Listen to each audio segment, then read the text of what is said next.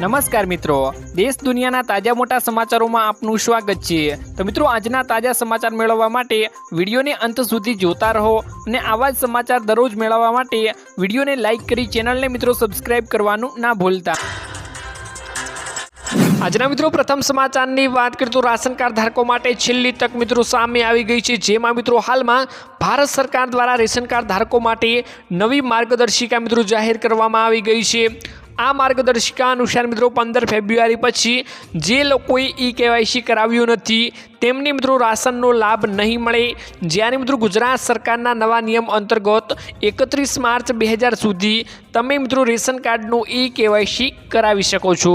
જો હજુ સુધી મિત્રો તમે રેશન કાર્ડનું ઈ-કેવાયસી નથી કરાવ્યું તો મિત્રો 31 માર્ચ છેલ્લી તારીખ છે, 31 માર્ચ 2025 સુધી રેશન કાર્ડનું ઈ-કેવાયસી મિત્રો કરાવી લેજો, નહીંતર મિત્રો તમને રેશન કાર્ડ અંતર્ગત અનાજ નહીં મળે।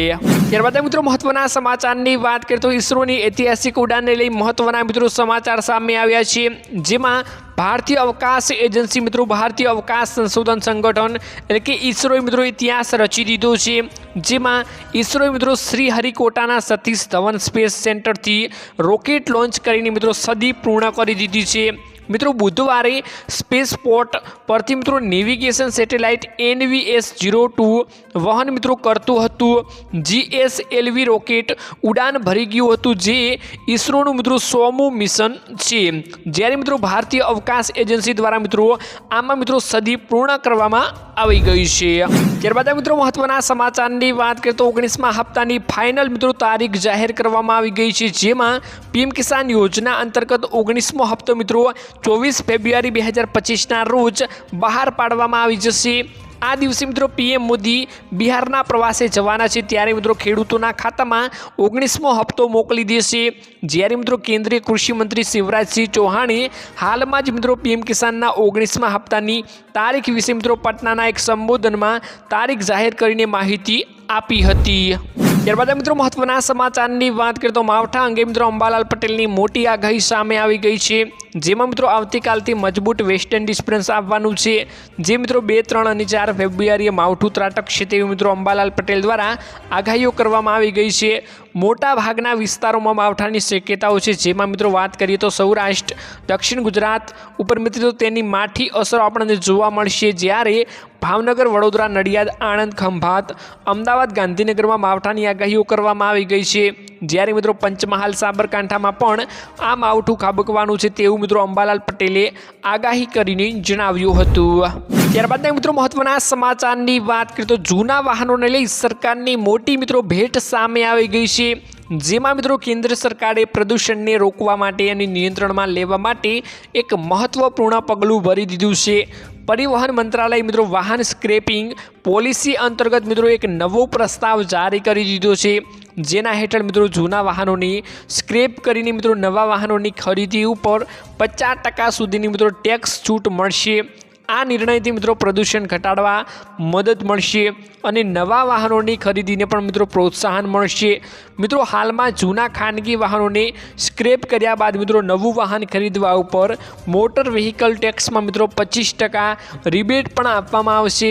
જ્યારે મિત્રો કોમર્શિયલ વાહનોના કિસ્સામાં મિત્રો આ રિબેટ 50% સુધી મર્યાદિત છે અને હવે સરકાર તમામ વાહનો ઉપર મિત્રો 50% ડિસ્કાઉન્ટ પણ આપશે। ત્યારબાદ મિત્રો મહત્વના સમાચારની વાત કરીએ તો જનધન ખાતા ધારકોને મળશે હવે યોજનાઓનો લાભ, જેમાં મિત્રો 10,000 રૂપિયાની સહાય મળશે। જેમાં મિત્રો વિગતવાર માહિતી મેળવીએ તો કેન્દ્ર સરકારે મિત્રો દેશવાસીઓને આર્થિક રીતે સશક્ત બનાવવા માટે મિત્રો અનેક યોજનાઓ ચલાવી રહી છે। મોદી સરકારે મિત્રો વર્ષ 2014માં પ્રધાનમંત્રી જનધન યોજના પણ શરૂ કરી હતી। આ યોજના દેશવાસીઓને બેન્કિંગ સિસ્ટમ સાથે મિત્રો જોડવાના ઉદ્દેશ્યો સાથે તેમની સસ્તી નાણાકીય સેવાઓનો લાભ આપવાના ઉદ્દેશ્યથી મિત્રો શરૂ કરવામાં આવી હતી। જ્યારે મિત્રો જનધન યોજના હેઠળ તમે 0 બેલેન્સ બેંક એકાઉન્ટ પણ ખોલી શકો છો। પ્રધાનમંત્રી જનધન યોજનાનો સૌથી વિશેષ એટલે કે સુવિધાઓ છે, જેમાં મિત્રો જેમણે જનધન ખાતું ખોલાવ્યું છે તેમને મિત્રો 0 બેલેન્સ એકાઉન્ટ ઉપર મિત્રો 10,000 સુધીની લોનની સુવિધા પણ આપવામાં આવે છે, જેને ઓવરડ્રાફ્ટ સુવિધા કહેવામાં આવે છે। આ એક પ્રકારની લોન સુવિધા જ છે, જેના મિત્રો તમારા ખાતામાં બેલેન્સ ન હોવા છતાં પણ તમે આ સ્કીમ હેઠળ 10,000 સુધીની મિત્રો લોન માટેની અરજી કરી શકો છો।